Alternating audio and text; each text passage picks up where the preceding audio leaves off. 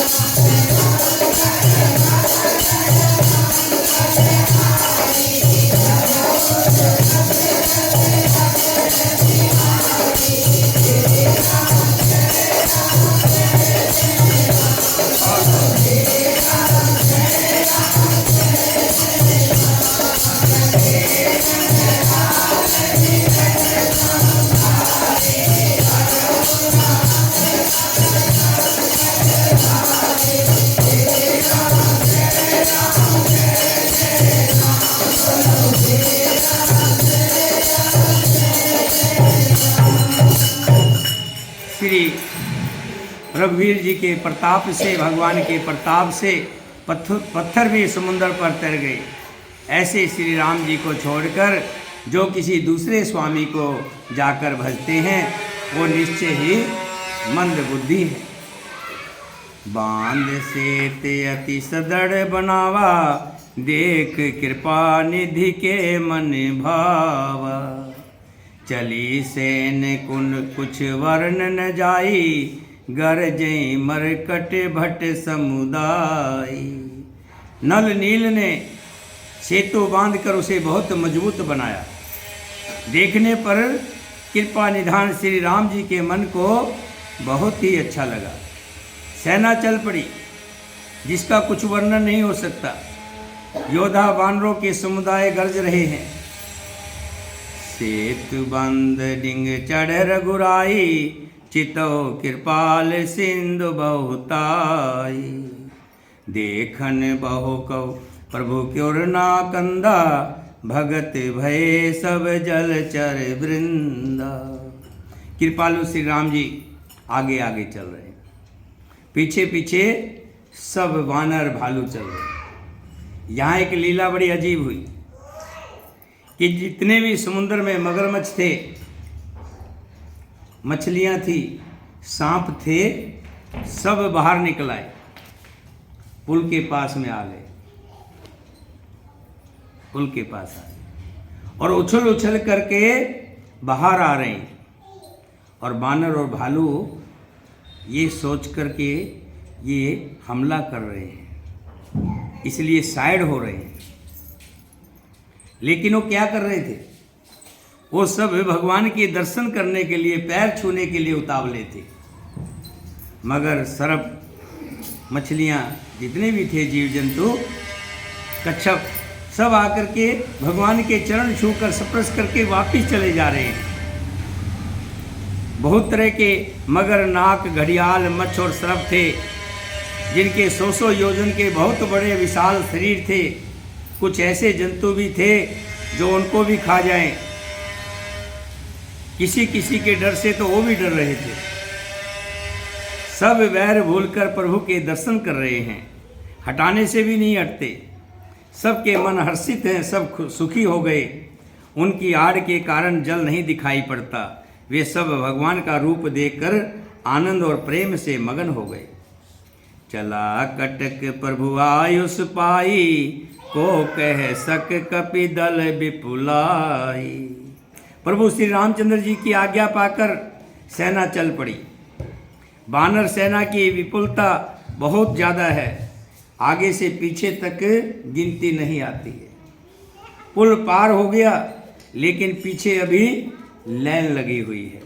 सेतु बंद भई भीर अति, कपि नभ पंथ उड़ाय। अपर जलचर ऊपर चढ़, चढ़ चढ़ पार ही जाए।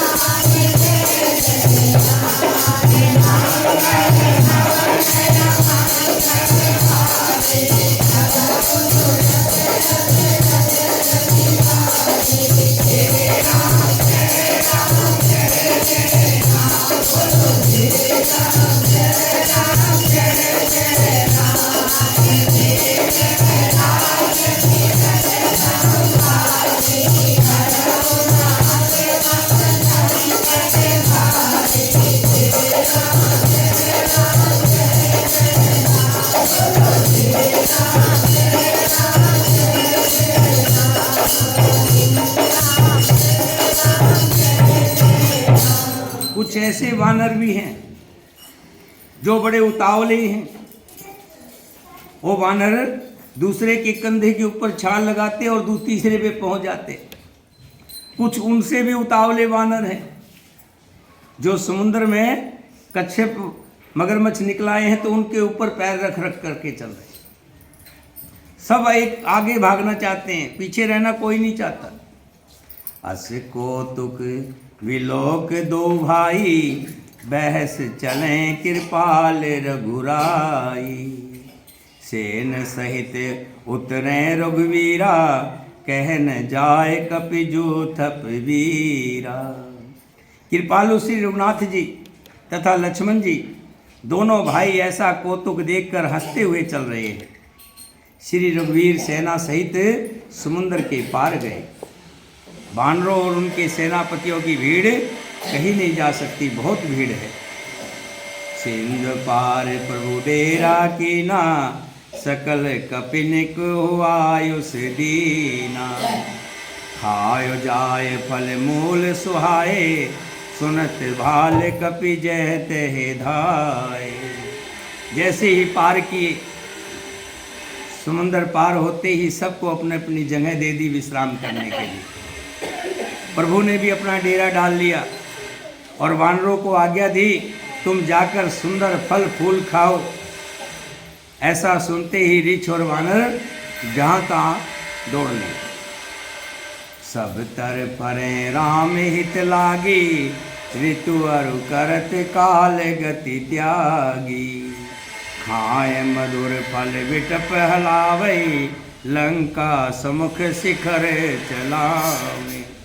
श्री राम जी की सेवा के लिए सब वृक्ष, जितने भी वृक्ष थे, आम के, सेब के, केले के, देखिए बिना ऋतु के भी फल देने लग गए, सब फलमय हो गए। भगवान की गति को छोड़कर फल उठे। बानर भालू मीठे मीठे फल खा रहे हैं, वृक्षों को हिला रहे हैं, पर्वतों के शिखर पर जाकर के पत्थर उठाते हैं और लंका पर फेंक देते हैं। जय कहू फिरत निशाचर पावे, घेरें सकल बहु नाच नचावे।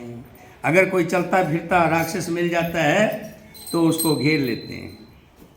एक उधर से चप्पत लगाता है, दूसरा उधर से चप्पत लगाता है, उसको घेर कर खूब नाच नचाते हैं और दांतों से उनके नाक कान काटकर प्रभु का यश कहकर, यानी कि प्रभु श्री राम जी की जय हो, ये सब कहकर उनको जाने देते हैं और कहते तुम भी बोलो क्या, श्यापति रामचंद्र भगवान की। जब वो सब जय बोलते हैं तभी उनको जाने देते हैं। जिन कर नासा कान निपाता, तिन रावण कह सब बाता। जब नाक कान कट जाते हैं और दौड़े हुए लंका में जाते हैं और तब रावण को जाकर के समाचार कहते हैं, और रावण ने जब समाचार सुना, सुनत श्रवण बारिद बधाना, 10 मुख बोल उठा कुलाना। जब सुना रावण ने क्या, समुंदर बांध लिया है, सेतु बांध लिया है। इतना सुनते ही रावण घबराकर 10 मुखों से बोल उठा एकदम से, बाधो मन निधि नीर निधि, जलद सिंध बारिश। सत्य तोय निधि कंपित, उदप्योद नदीश।